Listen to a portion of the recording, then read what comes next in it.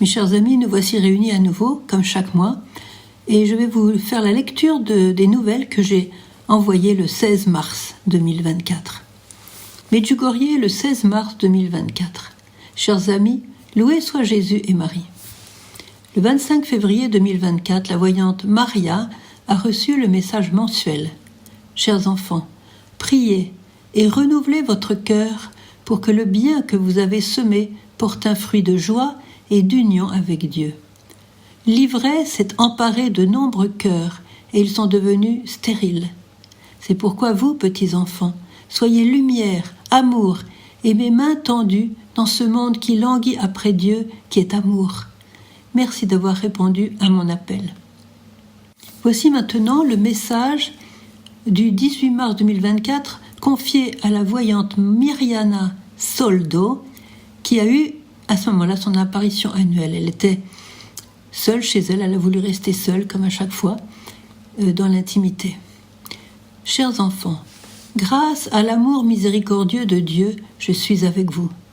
C'est pourquoi, comme mère, je vous invite à croire à l'amour. L'amour qui est union avec mon Fils. Par l'amour, vous aidez les autres à ouvrir leur cœur, à connaître mon Fils et à commencer à l'aimer. Mes enfants, l'amour fait que mon Fils, par sa grâce, illumine vos cœurs, grandit en vous et vous donne la paix.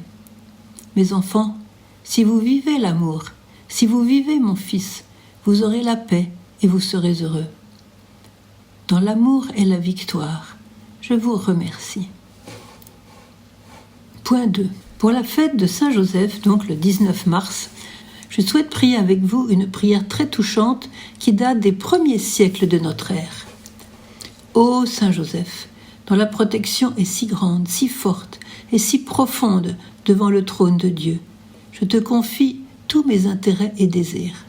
Ô Saint Joseph, assiste-moi par ta puissante intercession et obtiens pour moi de ton divin Fils toutes les bénédictions spirituelles par Jésus-Christ notre Seigneur, de telle manière qu'ayant engagé ici-bas ton pouvoir céleste, je puisse offrir mes remerciements et mon hommage au Père qui nous aime.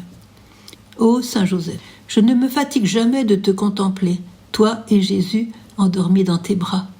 Je n'ose pas approcher pendant qu'il se repose près de ton cœur. Embrasse-le en mon nom et baise sa tête délicate pour moi, et demande-lui de m'embrasser à son tour lors de mon dernier soupir.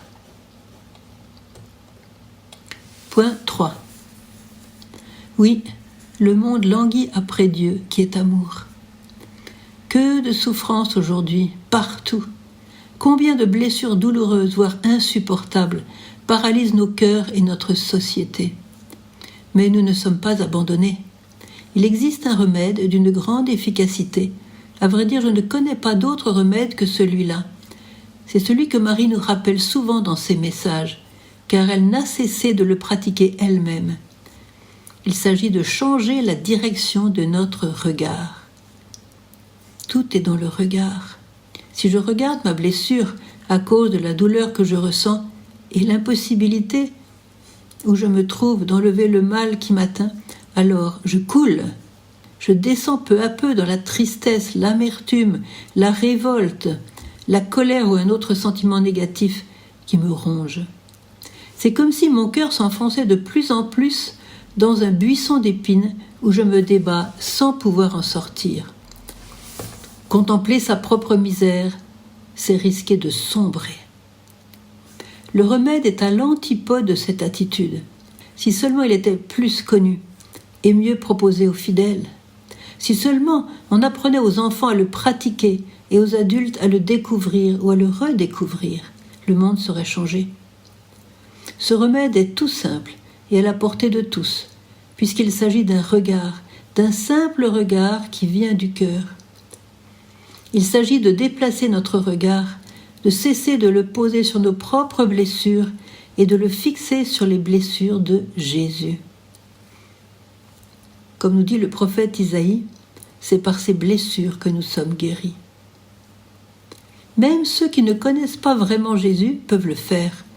Ils y ont droit, car Jésus, lui, les connaît, et c'est lui qui change les cœurs. C'est lui qui est la résurrection et la vie.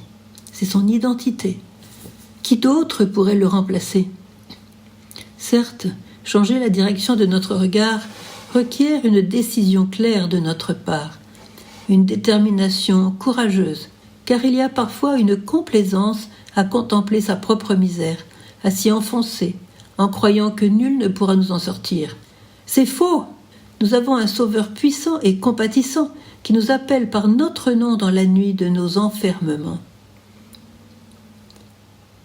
Qui regarde vers lui resplendira, nous dit le psaume 33.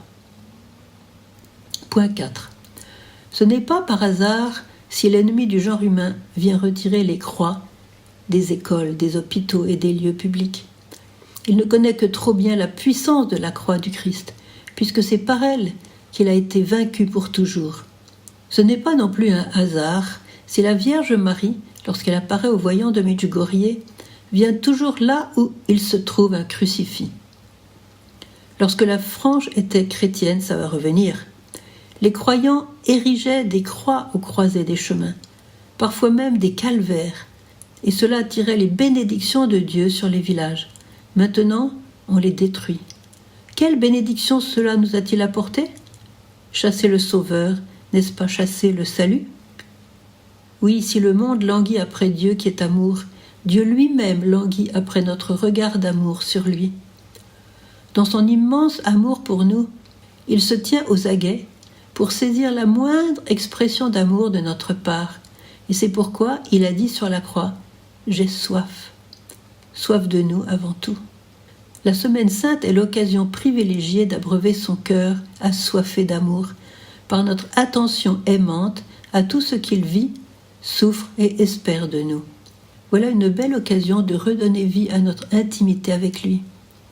Nous ne soupçonnons pas les grâces qu'il a en réserve pour ceux qui l'adorent ou qui s'efforcent humblement de l'adorer. La voyante Vicka nous a donné ce très bon conseil pour rejoindre Jésus en ces jours où nous évoquons ses souffrances. Suffit de lui demander simplement « Jésus, que veux-tu que je fasse pour toi ? Que n'a-t-il pas fait pour nous qu'il aurait pu faire ?» Point 5. La grande mystique hongroise, sœur Natalia Magdolna, 1901-1992, entretenait une forte relation avec la Vierge Marie. Celle-ci la visitait souvent et lui parlait des temps apocalyptiques que nous vivons aujourd'hui. Un jour, elle lui dit cette simple parole qui ne peut que nous encourager tous dans nos combats quotidiens, dans nos difficultés à aimer, nos efforts sincères, nos chutes et nos relèvements. Donc la Vierge lui disait « Vous ne serez pas sauvés parce que vous êtes bons, vous serez sauvés parce que vous êtes miens. » Très beau. Point 6. Appartenir à la Sainte Vierge, c'est appartenir à la vie. Au milieu des remous qui agitent la France, il est bon de se laisser fasciner par l'immense beauté du don de la vie et de savourer les réalités que le Seigneur nous a révélées sur la vie. Je vais maintenant faire des citations bibliques. « Je suis venu pour la vie », nous dit Jésus. « Nous avons été élus dès avant la fondation du monde », nous dit saint Paul. « Une femme oublie-t-elle son petit enfant ? Est-elle sans pitié pour le fils de ses entrailles ? Même si les femmes oubliaient. Moi, je ne t'oublierai pas.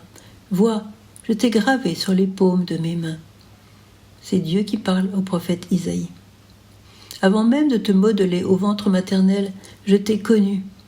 Avant même que tu sois sorti du sein, je t'ai consacré. » dit Dieu au prophète Jérémie. Et Marie nous dit « Chers enfants, remerciez Dieu pour la beauté et la grandeur du don de la vie. » Elle nous dit aussi ce mot tellement encourageant. « N'oubliez pas, chers enfants, que chacun de vous est un monde unique aux yeux du Père Céleste. » Donc chaque enfant est un monde unique. J'aime bien aussi cette confidence que m'a faite Vicka. Quand la Vierge m'apparaît le jour de mon anniversaire, donc le 3 septembre, après m'avoir salué, elle prie Dieu en disant, pleine de joie, « Seigneur, je te remercie pour le don de la vie de Vicka. » Puis elle m'embrasse. Alors à ma demande, j'ai demandé à Vicka, « Comment embrasse-t-elle » Et Vicka m'a répondu, « Mais comme tout le monde. » Il y a aussi cette affirmation de Gloria Apollo, à laquelle le Christ a expliqué son plan pour la famille.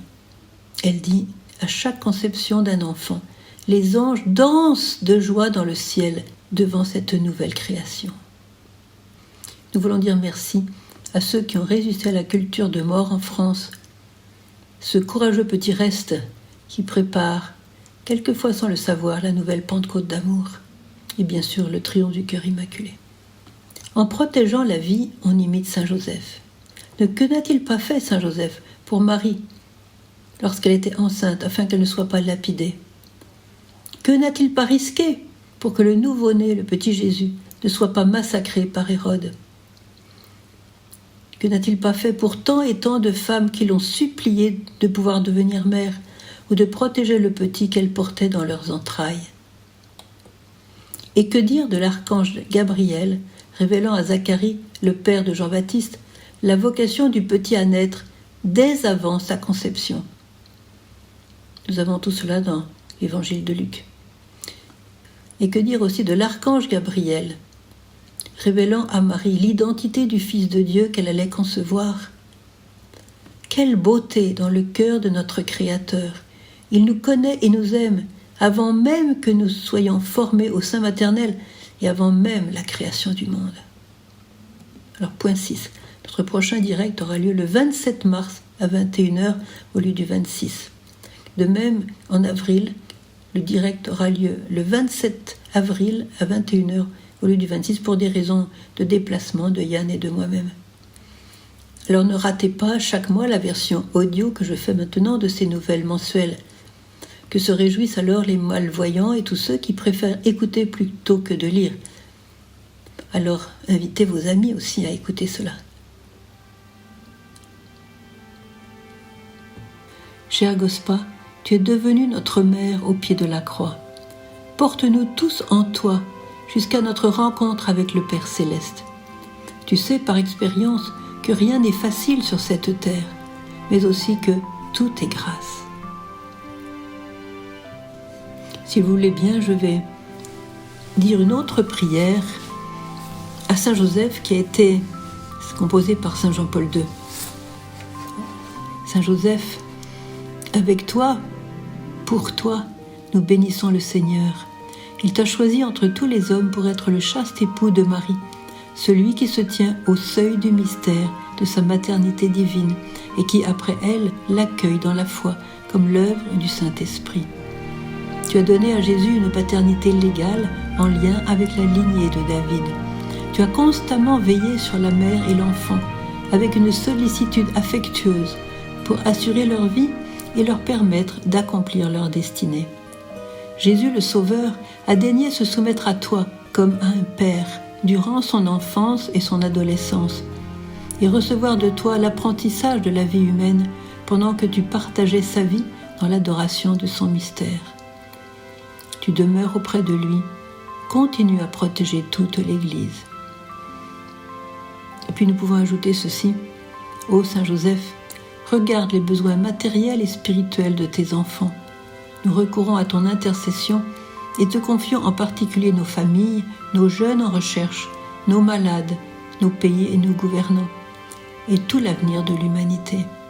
Par toi, nous sommes sûrs de rejoindre le regard maternel de Marie et la main secourable de Jésus. Que Dieu vous bénisse tous au nom du Père, du Fils et du Saint-Esprit. Amen.